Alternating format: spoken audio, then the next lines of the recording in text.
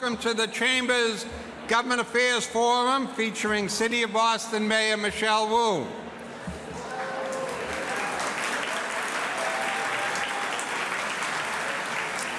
I'm Jim Rooney, President and CEO of the Greater Boston Chamber of Commerce, and it's wonderful to have Mayor Michelle Wu return to another sold-out Government Affairs Forum for the Mayor's annual address to the Greater Boston business community. As we begin today, I want to recognize and thank all of the members of the Chamber Board, especially our Board Chair, Ron O'Hanley, CEO of State Street, for their wisdom and tireless work in making Greater Boston the best place for all businesses and all people to succeed. I'm going to ask the members of the board to please stand and be recognized for all of the work that they do.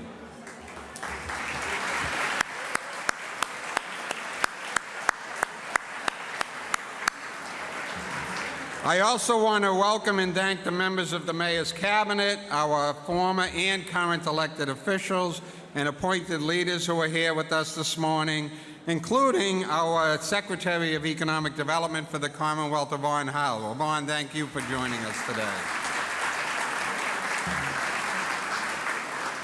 I'd also like to take this opportunity for a few commercial messages.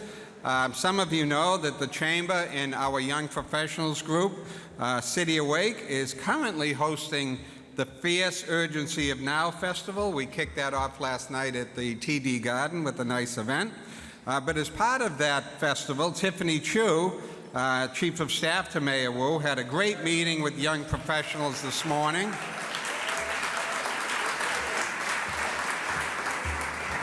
Tiffany, thank you for your leadership and partnership in hosting that meeting. We're committed to continued access to civic engagement with our festival and the City Awake Network. Be sure to take a look at the agenda for the Fierce Urgency of Now Festival. With 32 events spread across the city, we already have 2,000 people registered for those events, so it's going to be a great gathering of young professionals talking about the City of Boston and their experience and how to move us forward. So take a look at that. A couple of upcoming events. On October 11th, the Chamber will host State Treasurer Deborah Goldberg. On November 1st, we'll feature Congressman Jake Auchincloss. And you can find out more about the Fierce Urgency of Now and those events by visiting bostonchamber.com. And don't forget to join today's conversation at the Chamber's Public Policy Twitter account at GBCC Policy. So a couple of sponsors to thank, and then we'll get the program started. We're almost ready to welcome the Mayor to the podium, but thank you to our friends at Comcast who help bring our government affairs programming to a wider audience. And finally, a thank you to our long-standing sponsor of the Government Affairs Forum and a true champion of Boston, Bank of America. And with that, I'm pleased to turn it over to Mihal Chamberlain, President of Bank of America, Chamber Executive Committee member.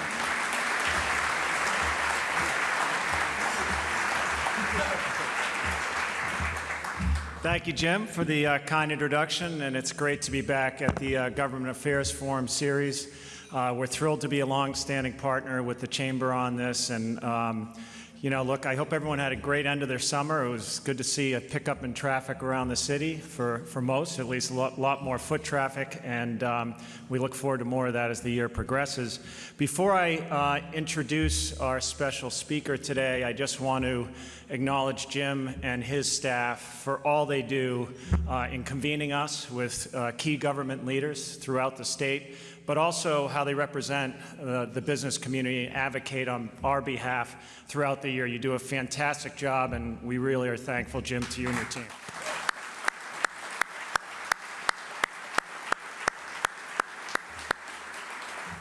So now I'm honored to introduce today's featured speaker, the Mayor of Boston, Michelle Wu. And in 2021, she became the first woman and the first Asian American and the first person of color to be elected into the mayor's seat here in Boston. It was quite an accomplishment. She was first elected to City Council in 2013 and then was unanimously elected to the President of the City Council in 2016. She continues to be a champion for accessibility, transparency, and community engagement. Mayor Wu is also a former restaurant owner and legal services attorney. She also served as a Rappaport Fellow for former Mayor Menino and as constituency director for the U.S. Senate campaign of Elizabeth Warren. In 2016, Mayor Wu was honored as one of the 10 outstanding young leaders by none other than the Greater Boston Chamber of Commerce. And in 2022, Time Magazine named her as one of the 100 next national leaders. So we're very fortunate to have her as our mayor, and please welcome her to the stage.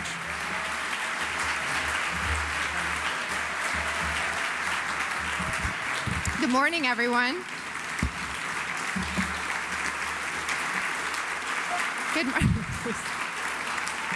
Good morning, good morning. Welcome back to fall. I am so honored and delighted to be with you all this morning and to see so many of Boston's leaders, movers, visionaries here in one space. Thank you so much, Michal, for the very generous introduction, and more importantly, thank you for what you and your team at Bank of America do every day. We are particularly excited. I know you all are doing and partnering with the city in a lot of ways, but thank you for accepting the baton from John Hancock.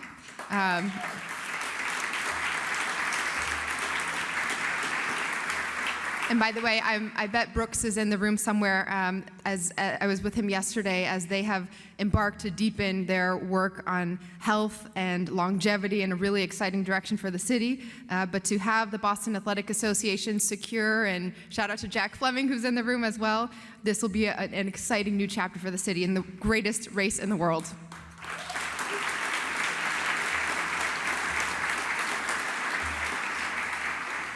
Thank you to Secretary Howe for your leadership and for your constant presence and making sure that the city and the state are working hand in hand on issues that are important to this room and so many of our communities. I'm honored to be here with my colleagues in elected office as well. I heard State Rep Bill McGregor was in the room, and at least at the thank you for your leadership, and members of the Boston City Council and state legislature. We're so excited for what's ahead for our city. There are former elected officials in the room in many, many different roles, and we're grateful for your service. And of course, the leaders within our administration, cabinet members and department heads and officials who make this work possible every day. Thank you.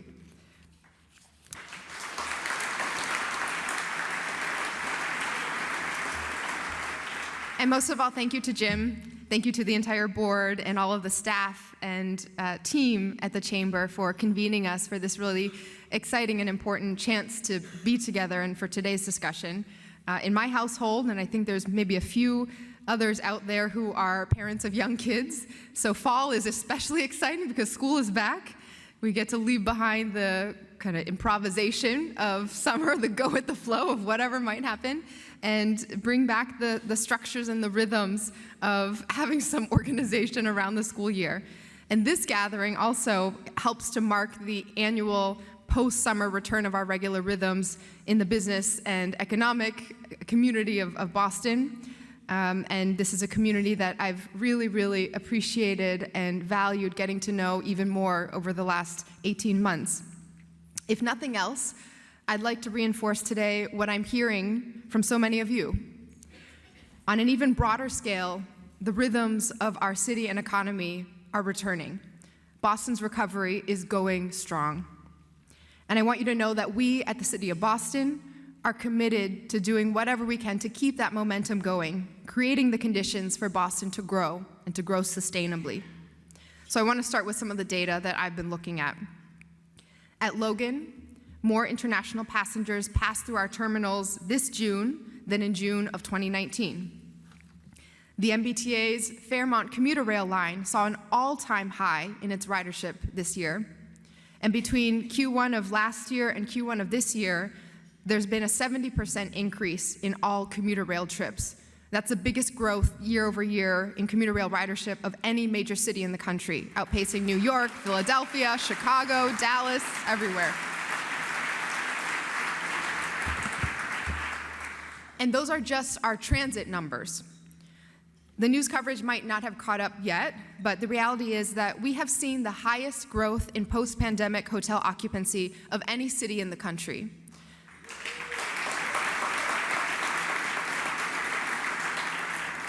Our friends at the Downtown BID, the Business Improvement District, have recorded 29 consecutive months of year-over-year growth in foot traffic. And retail is coming back too. Downtown, our retail vacancy rate is 20% lower today than it was a year ago, while our overall retail vacancy rate is currently just 2.6%, not just lower than the national average, but much lower. New York is at nearly 4.5%, Philadelphia at nearly 5%, and Miami at almost 3.5%. This week on Monday, the Associated Industries of Massachusetts, AIM, released their Business Confidence Index report for August, and businesses across Massachusetts remain cautiously optimistic as our economy continues to grow. Last year, the Boston Licensing Board issued more licenses for businesses in 2022 than in 2018 or 2019, and our unemployment rate is at a record low, half of Washington, D.C.'s and a full percentage point below the national average. Total payroll employment in Boston is higher now than it was pre-pandemic. Professional and financial services employment up by 6% since 2020, and consumer spending in local neighborhood commercial areas is well above pre-pandemic levels, with spending in neighborhoods like Roxbury, East Boston, and Rosendale up by nearly 20% compared to 2019. And we're beginning to see what the numbers bear out, that the city feels more alive as more and more companies choose Boston as the place to do business. Since January, we've seen Alonia and Archaea Bio add new labs in the seaport in Charlestown. Cycle Wash moved to Boston from Germany. Auto Return came to us from San Francisco, and CRISPR crossed the river from Cambridge. Just last month, Toast, a $13 billion company, announced it would not only be staying in Boston, but bringing its corporate headquarters right here to our city, keeping it in the city and in the seaport.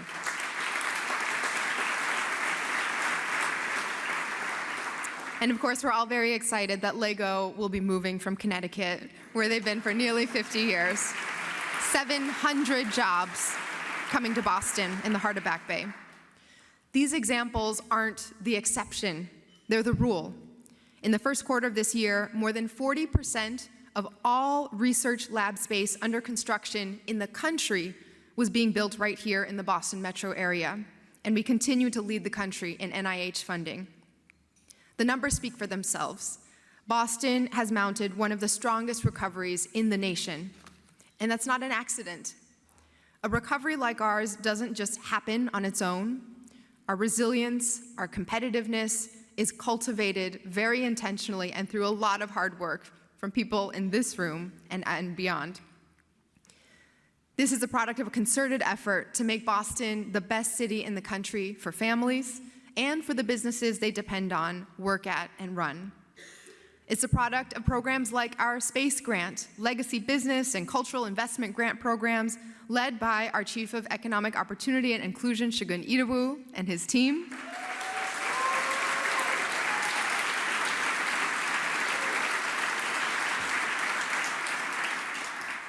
As they have distributed over $11 million in funding to more than 60 businesses across our city, from bars and restaurants and dance studios to barbershops and roller rinks. And it's a product of our broader investment strategy from City Hall as well. We've committed over $200 million ARPA dollars, more than 40% of our total federal recovery funding, to building more housing to ensure that our residents, your workforce, can afford to be here and thrive.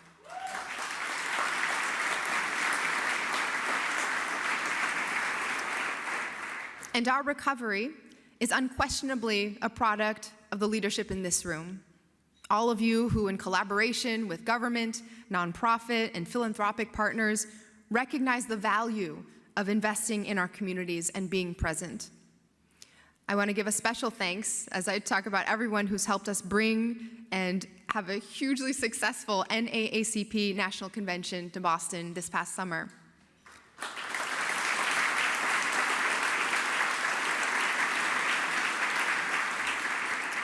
In particular, folks like Jim, Bob Rivers, J.D. Chesloff, Brooke Thompson, Jay Ash, and many others here helped us engage new partners even in the last few months and weeks before convention goers arrived.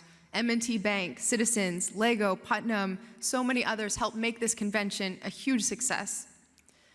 I'm also talking about Boston Scientific, Takeda, Sanofi, and all the others who joined many of those same sponsors to bring the National Association of Asian American Professionals National Leadership Convention here just a month later.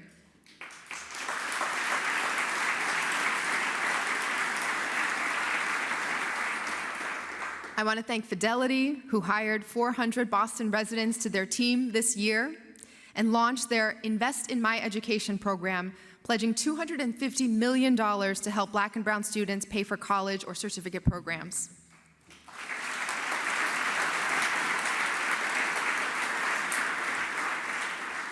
Eastern Bank created an Equity Alliance for Business to provide women entrepreneurs, people of color, veterans, people with disabilities, and members of the LGBTQ+ community with specialized credit offerings and loans of up to $250,000 for their businesses.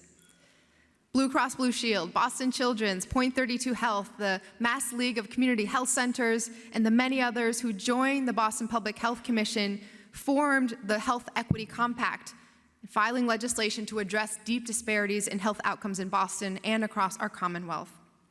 Our partners in higher education, who have reaffirmed their commitments to fostering diverse, inclusive learning environments in the wake of the Supreme Court's affirmative action ruling, and Mass General Brigham and UMass Boston, who announced a $20 million investment in July to add 40 nurses to the workforce right here.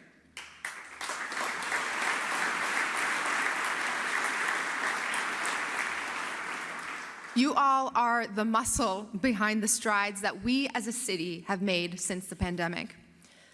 And over the course of this year, I've had the opportunity to sit down with dozens of our CEOs, many of you here today, and heard a vigilant hopefulness about how far we've come, that you're seeing good signs.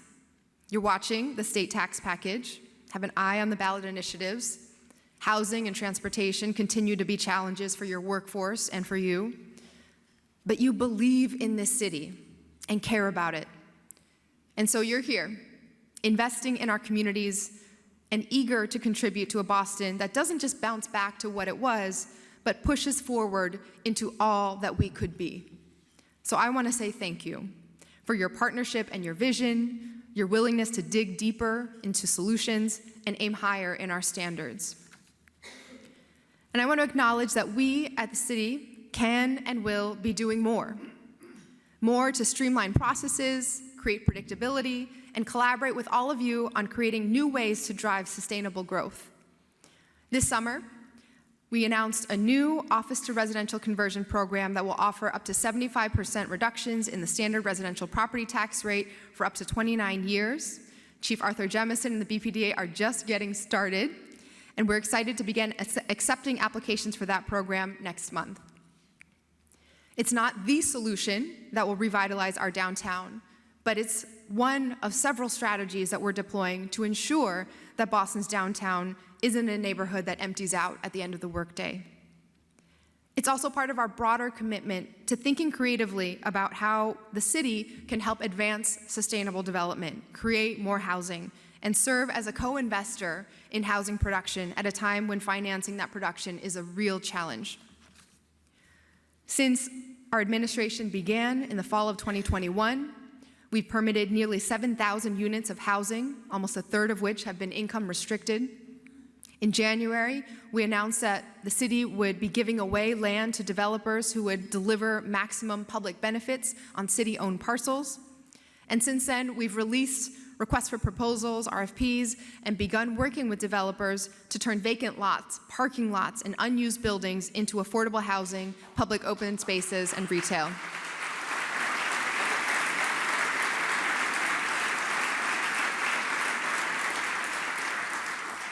Some of these parcels will be quite significant in the size and the capacity and for density that's available. These parcels include Parcel 3 and the Boston Water and Sewer parking lots in Roxbury, as well as parking lots in Chinatown and Charlestown that are also close to public transit. We've partnered with local banks represented in this room to launch a homeownership and down payment assistance program that's helped more than 300 families buy homes in Boston so far. Thanks to the work of our Chief of Housing, Sheila Dillon, and Chief of Planning, Arthur Jemison, and all of their teams, we've approved nearly 900 new homes to be built in Boston just in the last month alone. And there's a pipeline of over 23,000 more approved, ready to be built. But in large part, because interest rates are the highest they've been in 20 years, we're not seeing those approvals translate into shovels in the ground.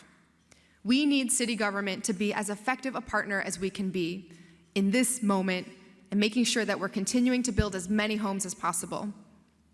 So I've spoken with business leaders, real estate developers, academics to better understand the tools that Boston could use to accelerate housing construction. We've consulted leading experts and economists to evaluate our options for targeted investment in housing production at a time when new home construction remains incredibly difficult to finance. And based on these conversations, we are strongly considering a time-limited tax incentive program for housing creation to sustain the momentum we need to see in our housing pipeline.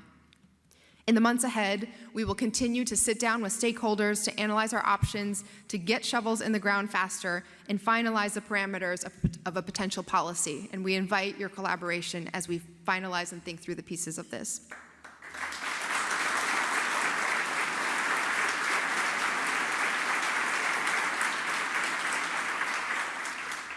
Another major way in which we're removing barriers to growth and development is through modernizing our zoning code, which hasn't had a comprehensive update in nearly 60 years. Later today, we're releasing a report authored by Cornell professor and founder and director of the National Zoning Atlas, Sarah Bronin, that confirms what we've all known here for a while now. Our zoning code isn't just outdated. It's long, dense, and internally inconsistent in ways that make planning confusing, unpredictable, and costly. Under the current code, even minor changes to a home or business often require hiring a lawyer to navigate the nearly 4,000 pages of legalese, and building a new triple-decker in most neighborhoods requires a variance, even if they're already lining the street. Our planners have been so bogged down with development review and rezoning that there's been little time for them to engage in the thoughtful, long-term planning that our city needs and they would like to move forward. So today, we're also announcing the restructuring of our planning department to kick off the long overdue reform of our zoning code and to give city planners the capacity to plan for Boston's future with communities.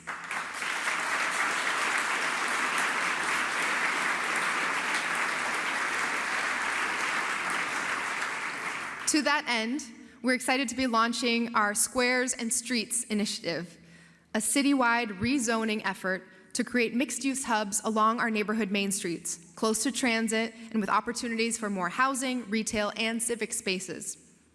We'll kick off our community engagement process at the Dorchester Open Streets event this weekend and conduct outreach through the end of the year, sending our teams to businesses, concerts, farmers markets, and events across the neighborhoods to get input from all of our residents, not just those who are most able to show up at a public meeting. The resulting plans will cut what has historically been a 3 to 5 year process of rezoning down to 6 to 9 months and make our planning overall more transparent, collaborative, and predictable.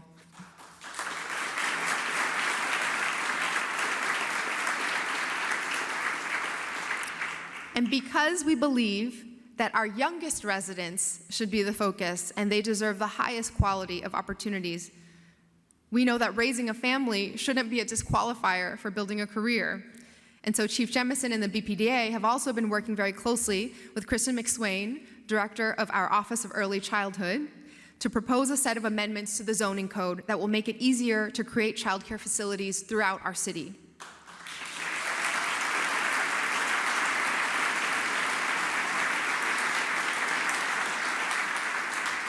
These amendments will make childcare facilities as of right in every neighborhood, bringing daycare centers and family daycare homes to communities where no options currently exist.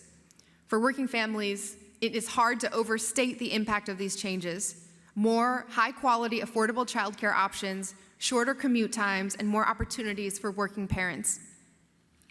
I also want to take this opportunity to share 2 additional examples that show how we are working and how we're thinking about streamlining processes and eliminating bureaucracy as a barrier to responsible development.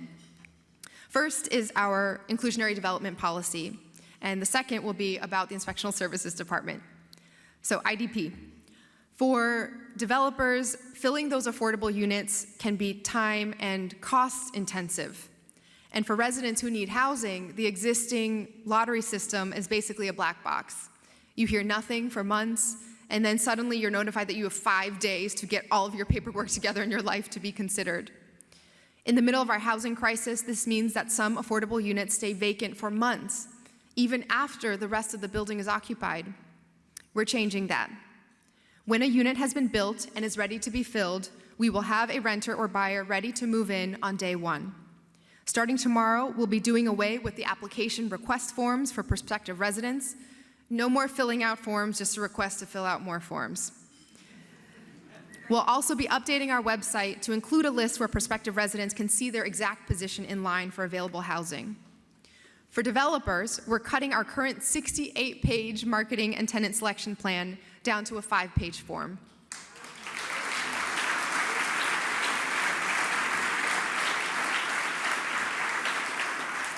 And the city will be taking a more proactive role in spreading the word about available units. Instead of requiring developers to spend 16 hours near the development site handing out flyers, we will host information sessions across our neighborhoods and take on the advertising requirements that previously fell to developers.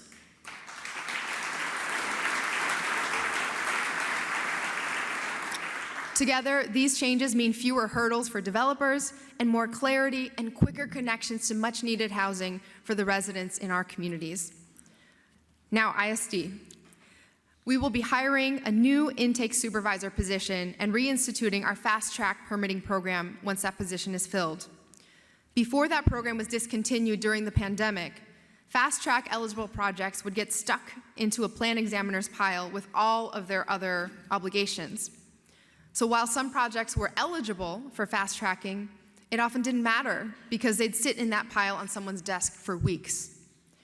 This time around, we will not only have plans examiners rotate on taking fast track shifts to ensure these projects get the individualized attention and expedited approvals they need, we'll also be running building code reviews and fire prevention code reviews simultaneously to prevent either one from becoming the bottleneck.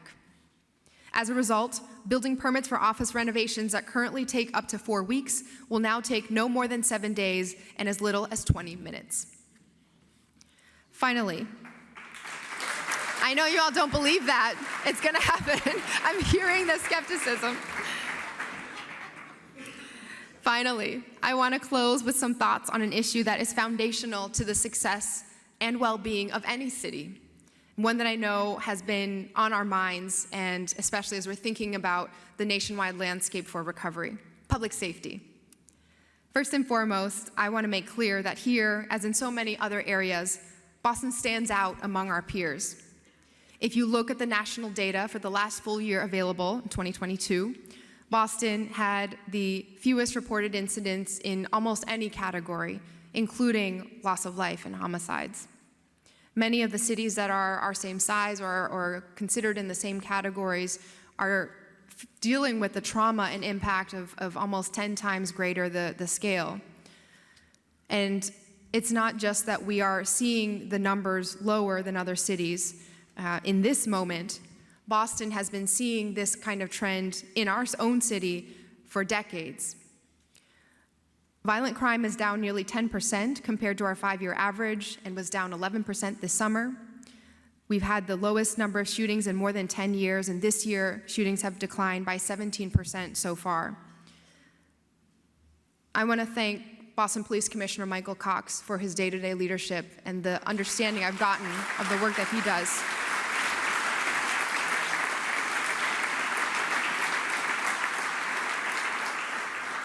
But I also want to emphasize here that every time we speak about public safety, when we look at the news, when we see that other people have been impacted, when we see the numbers and put them up on boards and rankings, these are not only real lives and whole families and communities who are forever impacted, but as the numbers reset every year, the trauma and the grief and the continued impact continues on in our city for our families. And so we need to all do more in ensuring that we can provide the resources and the infrastructure for trauma supports, for that holistic approach.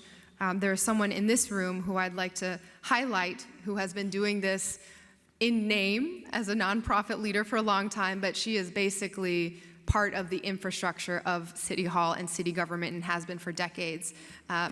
Chaplain Clementina Cherry.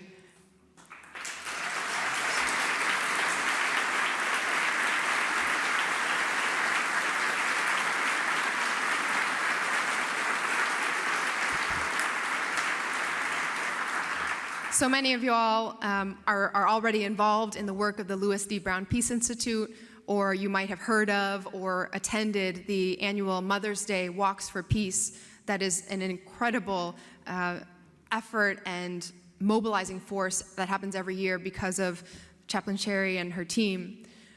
What I want to emphasize today is that all of the years that she and her team have been doing this work in providing nation-leading guides and protocols and working with our hospitals and providing educational curriculum in our schools to really focus not just on ending harm and moving on, but really getting at the roots of peace and healing.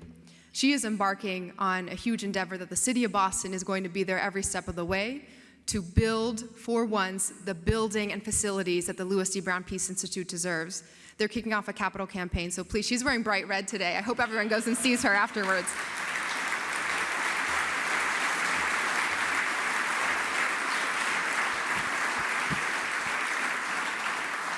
Is it $21 million we're raising? $25 million we got to get to make sure that our survivors and families and cities finally have what they need. Okay, sorry, back to my script. For those of us who care about creating long-term, lasting safety in our communities, we know that getting there means following a set of collaborations that has made our economic recovery as successful as it's been. Working to mobilize the incredible resources that already exist in our city, and then to invest in our people. Commissioner Cox and the department and all of their partners across every part of city government, and the Boston Public Health Commission and our first responders, BCYF and schools, they've taken this approach to community safety holistically. And this is also how we are taking and planning our approach to the crisis of homelessness, substance use, and mental health at Mass Ave and Melnia Cass Boulevard. Since January of last year, hundreds of people who have needed services have received those services and moved on to life-changing new journeys in the low-threshold housing sites wrapped with medical care that we have created, the first ever in Boston, and now the state creating more in 6 other cities modeled after our work. More than 160 people in just this time have not only reached that first step in their recovery, but stabilized, transitioned, gotten job search supports, housing, counseling, to now living in permanent, stable housing. But as more people from across the region have arrived at Atkinson Street, Southampton, and everywhere around the Newmarket Triangle, it's become clear that a compassionate, comprehensive, long-term solution requires rebuilding the Long Island Bridge and Public Health Campus.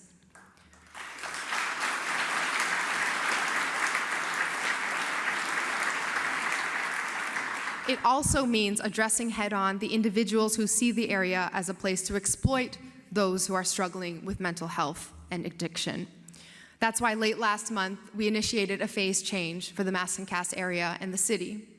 We filed an ordinance with the Boston City Council to interrupt the violence and criminal activity enabled by tarps and tents, which currently the protocols require an extended period of time before Boston Police and our health outreach providers can address. We need to have that capacity to move immediately to provide more safe, stable, low-threshold housing and coordinated implementation to return the streets in that area to their original purpose. Restoring Atkinson, Southampton, and the roads in the surrounding area to standard functioning roadways will unlock the potential for more effective outreach and services all across the city. And it gives us the opportunity to lean into the untapped possibilities of this neighborhood as a thriving part of our growing city that can create more jobs right there for the individuals who are needing those supports. Imagine if Mass and Cass, as a term, was instead synonymous with Boston's newest climate tech district, home to the country's largest and fastest growing collection of green jobs. Imagine if the individuals who needed services were connected directly, and our city teams from BPD, BPHC, and our partners in community could have the supports to do these jobs safely.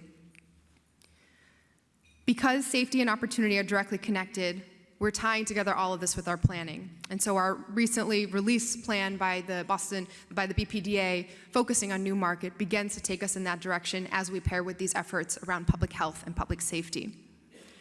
And because safety and opportunity are directly connected, I want to reinforce that every opportunity we create for industry should also be an opportunity for our future workforce right here in Boston.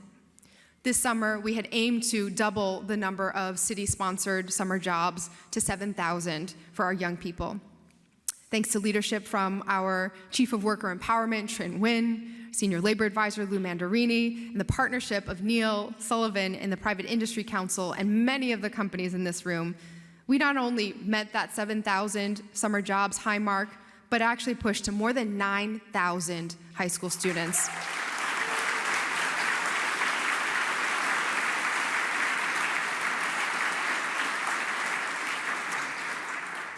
One small example, just one person, Cindy Alfaro Martinez, is a student at East Boston High School, and she spent her summer in the CEO's office at Vertex as an intern for Reshma.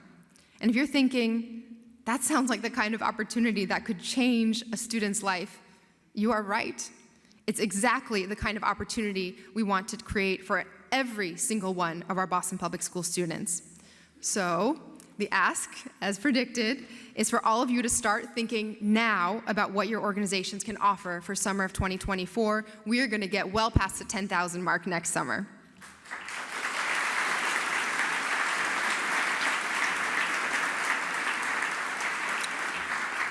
And I want to acknowledge and thank Jim and the Chamber for their work directly with Superintendent Skipper to analyze and assess and soon to be finalizing and putting forward ways for employers to more efficiently and effectively collaborate with our schools and engage with our students.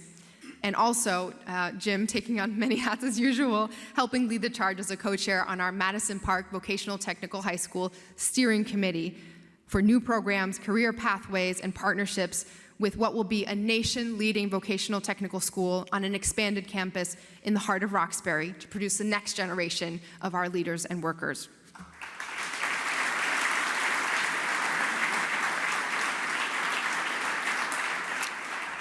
All of what I've discussed and all of what we will talk about in a little bit are not small goals. We won't achieve them overnight.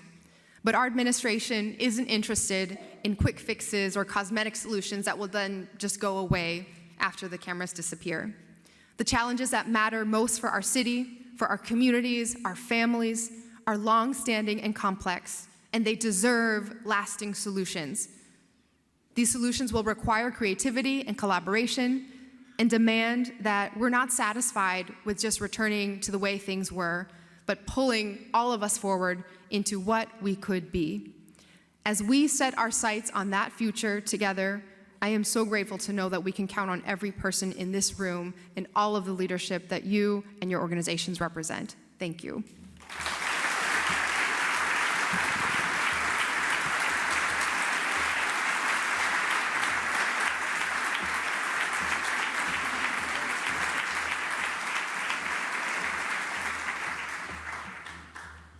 Turn these on. Test, test. Okay, we're on. So, Mayor, I do have some questions, but I do want to begin by saying thank you for such a positive and uplifting speech. You know, you and I have talked about the fact that you as mayor of the city and my role as chamber president, we spend a lot of time talking about and dealing with challenges and responding to questions about those things. But you know, once in a while, it's good to just take an inventory of sort of where we are, how far we've come.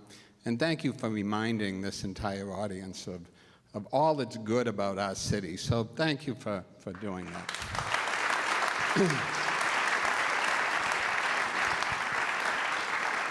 So I almost hesitate to ask some questions focused on challenges. I mean, No, dive right in. Anyway, let's start with yesterday was a preliminary election for the Boston City Council.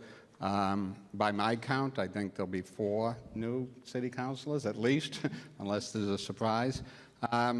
Again, without looking back, let's look forward. What's your hope as we enter 2024 for a new reconstituted Boston City Council?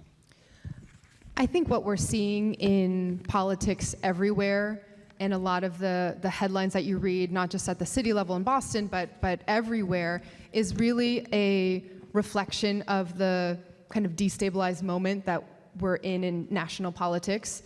There's a lot that has been very uncertain for the last couple years in people's lives, and frankly, some of the policies haven't caught up or been responsive enough even pre-COVID, and then it's been an all-hands-on-deck focused on just making sure everyone could get through the pandemic. And now we're really at a turning point in many ways. What does our recovery look like? How do we envision and build a city that people can actually afford to stay in? How do we get the decades of deferred maintenance on our public transit system onto a solid plan that we can all be a part of and know? These are big, big challenges. And as someone who, I'm having flashbacks because 10 years ago, almost to the day, about a week or two away, was my very first election when I ran for the city council. And comparing what the kind of feeling in politics and government was then to today, there are a whole lot of external challenges that make it very difficult for anyone with a public platform to be in this moment. And there's just whether it's climate events that can come out of nowhere, earthquakes or floods or storms or economic challenges that really feel outside our control in many ways. There's a feeling of trying to grasp onto where can we find that stability, and that can manifest in a lot of chaos and kind of not functioning properly, or it can manifest in a real shared commitment to say, let's build the momentum, seize the political will, and get things done. And I think, I will never give up on the Boston City Council. I will stand by the importance of this institution, how fundamental it is. There's nothing like being able to just call up your district city councilor and know that any little issue should be the most important thing for someone who has the power within city government to make those connections and get things done. And I think what we are seeing is, as we transition as a city, as an economy, and as a government, the focus really has to be, how do we marshal a focus on achievement and progress and accomplishment? We're not going to fix everything overnight. We're not going to achieve perfection. But even the steps that Boston will be able to take, in some ways, are steps that other cities are dreaming of, and that we can help set the standards. And I know city government has a real role to play in partnership with you all. Okay, you opened up the door to my public transit question. You all knew it was coming. After years of working together, quite frankly, to get Boston a seat on the MBTA board, we did it. So now you have the ability to appoint someone. So talk about how you hope to use that seat. And maybe I'll throw in my second T question. We've seen slow zones and the challenges that filling is facing over at the T, announcing shutdowns of different segments. You've been close to the issue. You and I talk about it very regularly. Do you expect that that's part of our kind of next few years? A week shutdown here, a month shutdown there? Yes. Okay, there you go. I think when it gets to be this state of deferred maintenance and infrastructure concern, to the point where the federal regulators are stepping in and saying there are extraordinary measures that need to be taken to address this, it means we have to either choose to kind of compress and take it all in and do our best to get it done quickly, or it will stretch potentially indefinitely, and at that point, we're, again, even the infrastructure is even at an age where that is not even a realistic option, just in terms of how long rail ties and other things can last. And so it's a huge accomplishment for all of our commuter population, and I believe for the region, that Boston will have a direct voice in really making the connection to an agency that is funded by a statewide legislature and government, and therefore has very different pressures and incentives on the revenue side, but then has to deliver services in a way that are so concentrated in the center city and the metro area. And so what do we hope to do? I think, sure, there will be some opportunity to lean in and think about the big picture, although we're now in a wonderful, wonderful place in terms of leadership with Phil Eng. Finally, to have someone with the transportation background in that role for the first time in a decade, to have the state officials who are in charge of transportation very, very experienced, even with the transition that's happening. I just actually met yesterday with acting secretary, or newly sworn in Secretary Monica Tibbetts-Nutt, who came from years of serving on the MBTA board herself. And it'll be issues like, how do we ensure that the little changes that affect Boston, for example, the commuter rail fare prices being constructed around a very outdated ring approach, so that when you get on the commuter rail at Forest Hills to go into South Station, for example, it's the price of the T, but if you go 1 mile further to get on in Rosendale Village, it's nearly triple the price. And of course, then people are driving just within those neighborhoods in Boston. Such a small thing that would dramatically change how people choose to take transit. Identifying these issues around the bus system, or how to manage and engage residents when we do have to deal with the reality of temporary shutdowns, and getting through that so we can just be on a path and track where the system is getting to where it needs to be. It's going to take a while. We will be loud and forceful alongside you all, but we're in a much better place, I believe, right now than we've been in a long time in terms of everything coming together. Well, the way we price mobility is probably right alongside zoning in terms of being outdated. So we've got some work to do there. And Monica, by the way, is fantastic. And we're on a roll. Another 10 outstanding young leader recognized by the chamber. So we're doing pretty good. Boston Public Schools, near and dear to my heart. Mary Skipper is, I think, doing a tremendous job in her role at the Boston Public Schools. So we haven't heard a lot about this, but the state, I don't know what form of intervention they took. I don't know what the technical term is. The School Improvement Plan. Yeah. So we haven't heard a lot about it, so sometimes no news is good news, but can you give us an update on how that is going? Yeah. So the document that was signed really before Superintendent Skipper was even formally chosen to be in that role, now dating back to June of 2022, outlined a series of buckets of deliverables, most of them with a time frame that would go for the next year and a half from when that document was finalized. Those are anything from fixing up a certain number of bathrooms and getting those renovations on track, to really a focus on bus transportation and on-time performance, and rethinking how we can improve access for students with disabilities and English language learners. I would say, so the process and the structure is that every single week, the state and Boston Public Schools are meeting and going through what needs to be done. They are providing a tremendous amount of technical support and advisory resources, which has been very, very helpful and meaningful. And then the city, as we are completing and meeting these deadlines, is checking things off the list. We see this document as a necessary kind of, at that moment, again, different administration, different moment in time, it was a helpful way to really be clear about what each side's role was in the partnership. Our vision for Boston Public Schools, if you talk to Mary Skipper, it fills up this room and beyond, and so just getting buses there on time or having bathrooms that are functional, that is not what we aim for with our students. It's the partnerships that you are helping to create with so many in this room. It is the opportunities for the whole city to be their classroom. I would say that some of the big changes that have already started to bear fruit have been a year and a half in the making, and many of them will probably be another 3 to 5 years in terms of really revamping how our special education system works and how our our different processes are all handled, but we are well underway in working through that school by school by school, classroom by classroom. I'll just give a quick summary, because oftentimes there is a whole set of stories at the beginning of the year about school buses and how they performed. Each bus is equipped with a GPS tracker, and so you know exactly where it is, and parents can follow when the bus is about to arrive and when their child actually got to school. And so we also know exactly what time the buses arrived and dropped off those students compared to the start time that they're expected.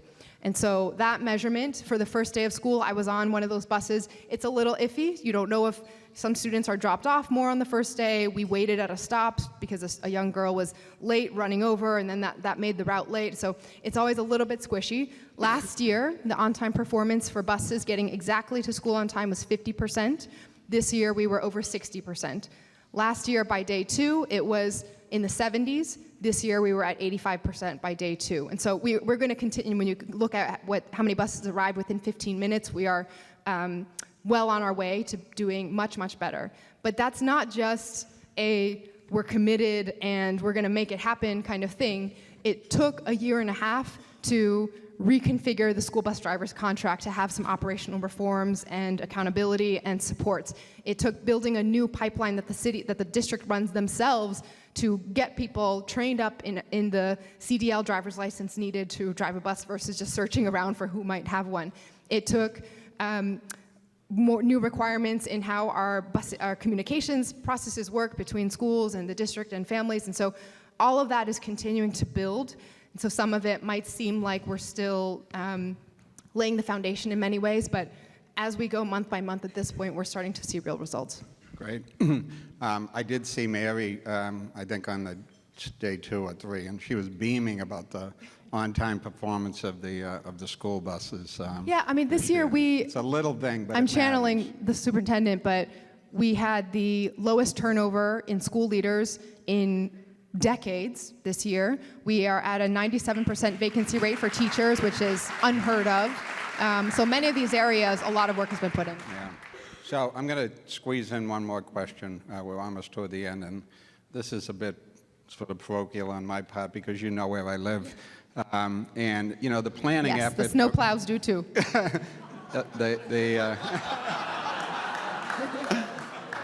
The planning effort around South Bay and Newmarket, I think is big. I think you projecting a vision for what that district can be in the future is so important, and I commend you and Arthur Jemison for putting that forth. And I know there's a lot of interest in this room in contributing to sort of making that vision a reality. So I don't know if you want to add any more about that effort, but I just think it's terrific. Yeah, and I'm sure, wait, where is Arthur? I saw him. Okay, if Arthur wants to add anything as well, please jump in. Arthur's in the room, if people want to add. Arthur's in the room. And this is an area of the city and a kind of critical segment of our economy that many, many folks have been planning for and thinking about. As a city gets to a point where housing prices are at a certain level, where the nature of the economy overall is shifting from some of the more blue-collar patterns of several decades ago, there's an existential question for light industrial and manufacturing. Do we make a real effort to keep that in a certain part of the city, or do we let it go and get pushed out to surrounding areas or even further where there might be lower rents available, but then our residents and our workforce are also displaced, and we lose the kind of direct connection and creativity and mix that can come from that density and diversity and heterogeneity all in one place. And so there's been a real effort through the BPDA and others in this room for decades to really think about how Boston, even as we transition in many ways, can hold on to and cultivate what it means to preserve those jobs in the context of the new economy and a more kind of innovation, information-focused economy, right? There's a whole separate set of discussion we could have on AI and what it means in this sector and many sectors everywhere, and we are launching into some of those conversations as well, thinking about an advisory committee, so I'll put that out there as something for collaboration if anyone is interested as well. But in this area of the city, we are committed to making sure that it is the place where those jobs can stay. And it will be a mix, right? It needs to evolve, and there's some challenges around mass and cast that are certainly part of that.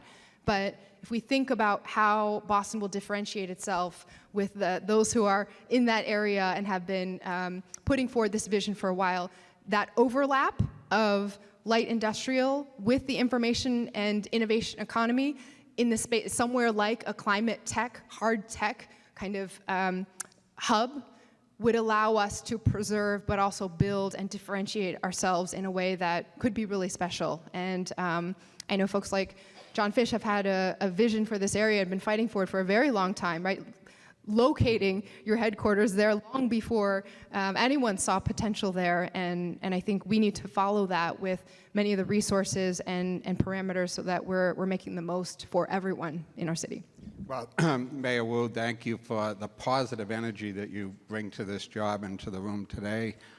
Thank you for your willingness to face the challenges in a collaborative way with the business community and partner in the way that you spoke about earlier in your speech. And we look forward to giving you even better numbers to report next year. Thank you, Mayor Wu. Thank you so much.